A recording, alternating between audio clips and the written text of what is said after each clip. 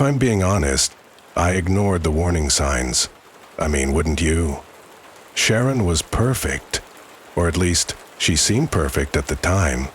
She's beautiful in that classic way that makes people stop and stare. Smart, too. She's got a dry sense of humor that could cut glass.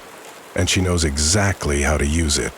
We've been dating for 8 months now, and yeah, maybe it was a little fast, but everything just clicked. From our first date, I knew I wanted her in my life. She felt like the total package. Someone I could actually see myself building a future with. Looking back, there are little things I should have paid more attention to. It started on our 4th date. We were sitting on her couch, drinking wine, when she brought it up. "I should probably warn you about something," she said, swirling her glass. I raised an eyebrow, already half in love with her. Oh, what's that?" "I'm not the easiest person to sleep next to," she said. I laughed, thinking she was making a joke. "Don't worry, I've shared a bed with snorers before. I think I can handle it." She shook her head, a small smile playing on her lips. "It's not just snoring. I talk in my sleep. Sometimes I move around, or, well, I've even been known to slap people by accident." Throat. Slap people, huh? Sounds like an occupational hazard, I teased. She gave me this look, half serious, half amused. "Just saying it's happened before. If you decide to stick around, you've been warned." At the time, I didn't think much of it. It sounded harmless, even kind of cute, but looking back, yeah, I should have taken her more seriously. The first time I stayed over at her place, I was anticipating a slap in my sleep, just so I could poke fun at her about it the next morning. But for the most part, that first night was uneventful. She tossed and turned a little, muttering what sounded like random gibberish. "Not the red one," and "don't let it fall." I barely noticed. Over the next few weeks, her quirks started to come out more. One night I woke up to her hand smacking me squarely in the chest. "What the hell?" I mumbled, groggy and confused. Sharon was still asleep, her arm falling limp against the bed. The next morning I brought it up over breakfast. "So, you hit me last night." She almost choked on her coffee, her eyes wide with mock horror. "I did?" "Yep, full-on smack. Guess you were dreaming about fighting someone." She grinned, shaking her head. "Maybe I was dreaming about Aaron." Aaron was her ex-husband. She didn't talk about him much, but from what I gathered, their divorce had been messy.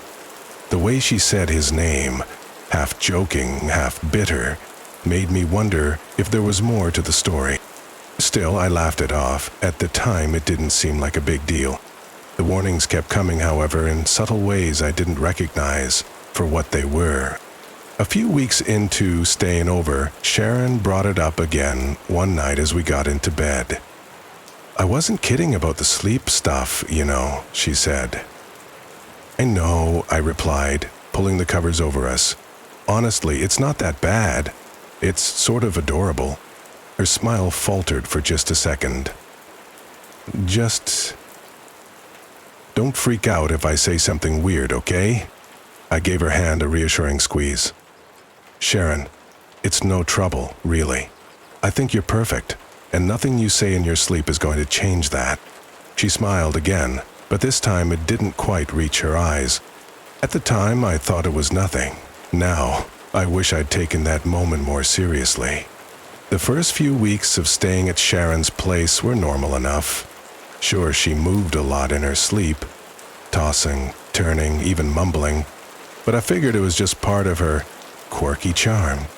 But then her topics of conversation changed dramatically. At first, she'd say things like, "Put that down," or "Get the cat." Harmless nonsense, and I'd laugh about it the next morning. But one night, about a month in, I woke up to something different. "It's under the oak tree," Sharon murmured, her voice low and steady. I blinked, groggy and confused. "Sharon?" She didn't respond. Her body was still, her breathing slow and even. I sat up and leaned closer. "What's under the oak tree?" "Nothing." She didn't say anything else, just rolled over and pulled the blanket tighter around herself. The next morning, over breakfast, I brought it up. "You said something weird in your sleep last night," I told her. Sharon raised an eyebrow, sipping her coffee. "Oh yeah? What did I say?" "It was strange. You said, 'It's under the oak tree.'" She tilted her head, like she was trying to figure out if I was joking. "Huh, that's weird. Maybe it was about a treehouse or something." "Do you remember what you were dreaming about?" She shook her head. "Nope, my dreams are unbelievably random. You know how it is." I nodded, but her answer didn't sit right with me. There was something about the way she brushed it off, too casually, like she was trying to steer the conversation in another direction. A week later, I woke up to her pacing, circling the bed as if she was measuring the room. "Sharon?" I whispered, rubbing my eyes. She didn't answer. I reached for the bedside lamp, but as soon as I touched the switch, she stopped dead in her tracks. "Don't," she said sharply. My hand froze. "Don't what?" She didn't respond. For a moment, she just stood there, then climbed back into bed, her movements stiff and robotic. The next morning, I kept it to myself. I wanted to ask her about what she'd said, but something told me not to. Things got worse after that. One night, she sat straight up in bed and started muttering again. 2 miles from the highway," she said, her voice calm and steady. "It works better when the ground is wet." I didn't even try to wake her this time. I just lay there, staring at the ceiling, feeling the hairs on the back of my neck stand up. When she finally rolled over and went quiet, I got up and went to the kitchen. My hands shook as I poured myself a glass of water. What the hell was going on? The breaking point came a few nights later. I woke up to Sharon sitting at the edge of the bed, her back to me. "I told you it wouldn't work," she whispered. I sat up slowly. "Sharon?" She didn't turn around. Her head tilted slightly, like she was listening to someone I couldn't see. "He said he'd take care of it, but he didn't. Now it's my problem." "Sharon, who are you talking to?" I asked. She didn't answer. Instead, she stood up and walked out of the bedroom. I didn't follow her. I just sat there, frozen, listening to her footsteps fade down the hall. When I woke up the next morning, she was already in the kitchen, humming to herself as she flipped pancakes. She looked up and smiled when she saw me. "Good morning," she said cheerfully. I forced a smile, but my stomach churned. I couldn't stop thinking about the things she'd said in her sleep. The night I realized something was really wrong started like any other. Sharon fell asleep quickly, curled up on her side, while I stayed awake scrolling on my phone. Everything seemed normal, until I heard her voice. At first I thought she was speaking to me. "I held his nose shut," she said. I froze. Her voice was low, cold, almost monotone. It didn't take long. He kicked for a while, but then he stopped. I turned to her. Sharon was still lying on her side, breathing slowly. "Sharon?" I whispered. She didn't respond. Her voice dropped to a whisper. "Dragged him down the embankment. The soil was soft, perfect for digging." "What the hell?" I muttered under my breath. I didn't sleep for the rest of the night. The next morning, I confronted her. "You were talking in your sleep again last night." Sharon glanced up from her coffee, looking amused. "Oh, no, really? What did I say this time?" I hope it wasn't anything embarrassing." I hesitated. You said something about suffocating someone. And digging a grave." She frowned. "That's weird. Maybe a nightmare about one of those crime shows I watch. You know how much Netflix I binge." She laughed, but it didn't feel genuine. "You don't remember what you were dreaming about?" I pressed. Sharon shook her head.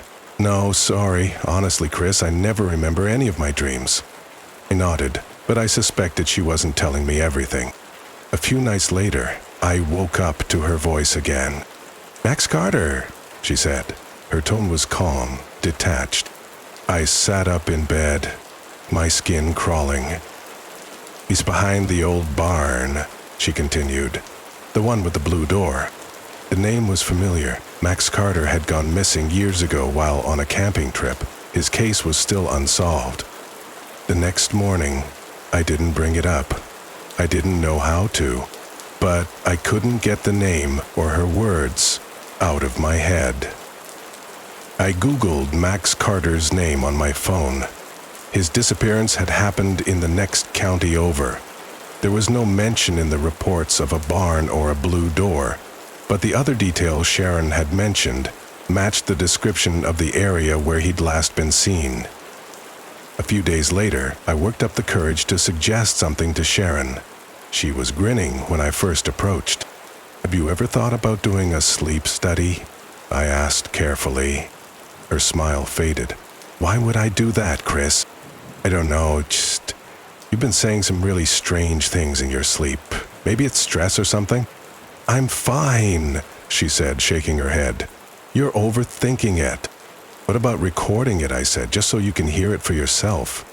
Her expression darkened instantly. "No, absolutely not.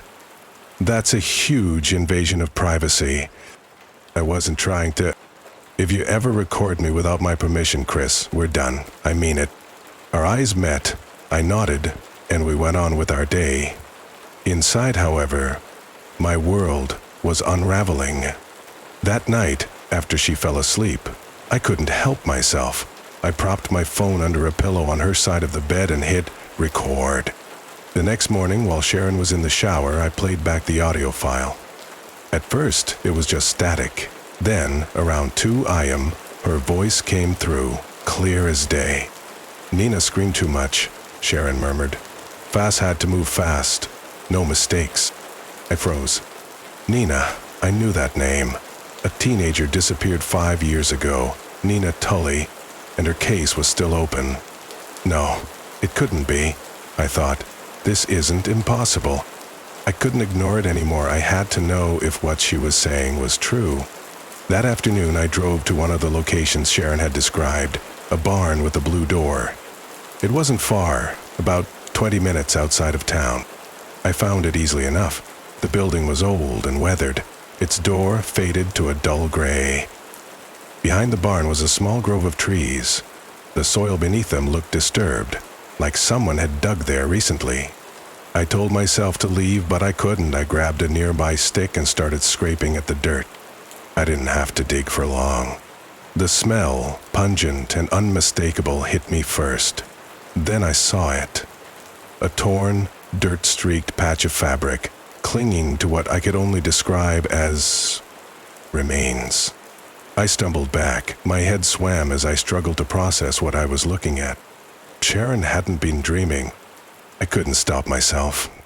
Every night after Sharon fell asleep, I set up my phone to record, and every morning while she showered or made coffee, I reviewed what she'd said.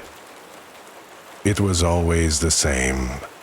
She kept crying, so I had to do it fast. "It wasn't clean," she'd said. "She's in the quarry now. The water keeps her hidden." The names changed, but the pattern didn't. Every night, Sharon whispered something chilling, something specific. "Beneath the roots, that's the trick," she'd won one night. "No one ever checks beneath the roots."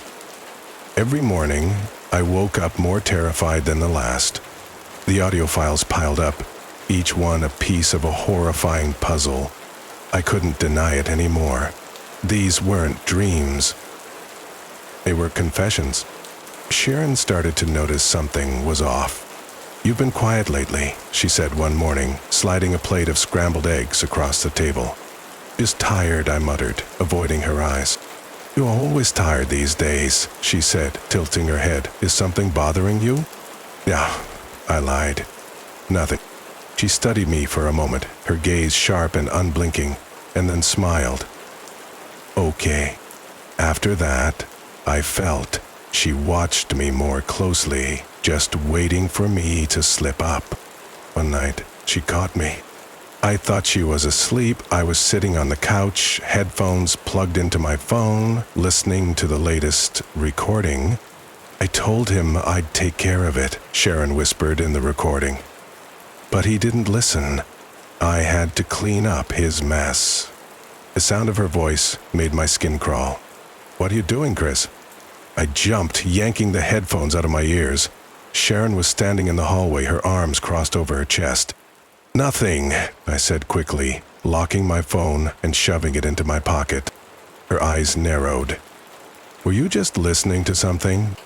"No," I stammered. "I was just scrolling through Instagram." She didn't move. Her expression didn't change. She just stood there, staring at me. "Let me see your phone," she said finally. "What?" I said, laughing nervously. I said, "Give me your phone, Chris." "With me?" "Because I think you're lying to me." I stood up, trying to keep my voice calm. "Sharon, you're being ridiculous." "Am I?" she said, taking a step closer. "You've been acting weird for weeks. Avoiding me, locking your phone. What are you hiding?" "Nothing," I said. "Why would you think?" "Then let me see it," she said, cutting me off. The word came out sharper than I'd intended. Sharon's voice was cold and flat. "You recorded me, didn't you?" A wave of dread washed over me. "I don't know what you're talking about." She took another step forward. "While I was sleeping, you recorded me. Admit it." "Sharon, give me the phone, Chris." "Uh-huh." She lunged at me, her fingers clawing for my pocket. I stumbled back, trying to push her away, but she was relentless. "Give it to me," she screamed, her voice echoing through the apartment. I twisted out of her grip and ran for the door. I didn't stop running until I reached my car. My hand shook so badly that it took me 3 tries to get the key into the ignition. As I pulled out of the parking lot, I glanced back at the building. Sharon was standing at the window, watching me. I didn't go back for my things, not even my phone. The next day, I logged into my cloud account from a public library computer. The recordings were gone. Sharon must have found a way to delete them. I sat there, staring at the empty folder. All the evidence, every scrap of proof, was gone. I didn't go to the police. I couldn't. What was I supposed to say? That my girlfriend confessed to a dozen murders in her sleep? That I found a body exactly where she said it would be? They'd laugh me out of the station. Or worse, they'd think I was involved. And without the recordings, I had nothing but my word. Instead, I did the only thing I could think of. I ran. I drove straight to the next town over, checked into a cheap motel, and spent the rest of the night staring at the cracked ceiling, trying to figure out what the hell I was going to do. The next morning, I bought a new phone with cash. It was nothing fancy, just a basic model that could make calls and access my cloud account. Not that it mattered. The recordings had vanished. Every file I'd backed up had been erased. She had found a way to delete them. For weeks, I stayed in the motel, keeping my head down and jumping at every sound outside my door. I just knew Sharon was out there, watching, waiting for the right moment to strike. I avoided social media, too afraid she would use it to track me down. The only thing I kept up with was the news. Every morning I scrolled through local crime reports, praying I wouldn't see her name, or worse, hear that another body had been discovered. At first, there was nothing. No missing persons or disappearances, no murders. For a moment, I let myself believe that maybe I'd scared her enough to stop. And then the killing started again. It was small things at first. A man found strangled in his home. A woman's body pulled from a lake. Both in neighboring counties. The circumstances eerily similar to the stories Sharon had whispered in her sleep. I told myself it was just a coincidence. It had to be. But then it got closer. A teenage girl went missing from my hometown. Her bike found abandoned on the side of the road just a mile from where I grew up. A week later, her body was discovered in a shallow grave beneath a grove of trees. I couldn't breathe when I saw the report. The site matched Sharon's description exactly. Beneath the roots, that's the trick. No one ever checks beneath the roots. It was her. It had to be. The breaking point came when the news reported another victim. My cousin, Riley. Riley and I weren't close, not anymore, but we'd grown up together.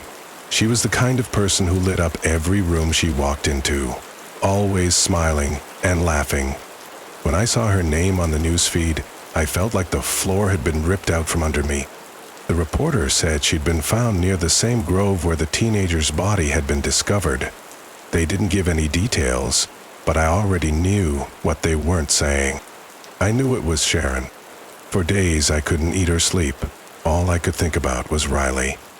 How I could have stopped this if I'd done something sooner. If I'd gone to the police or told someone, anyone, about what Sharon had said. But I hadn't.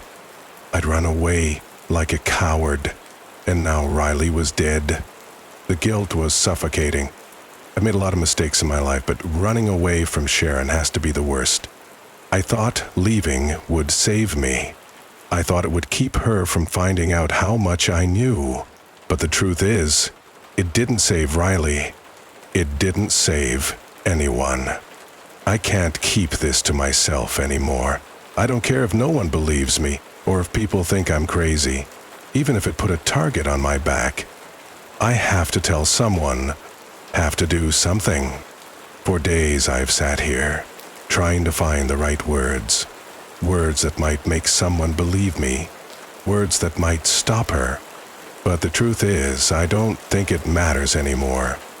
Riley is dead, and it's my fault. I can't stop seeing her face on the news.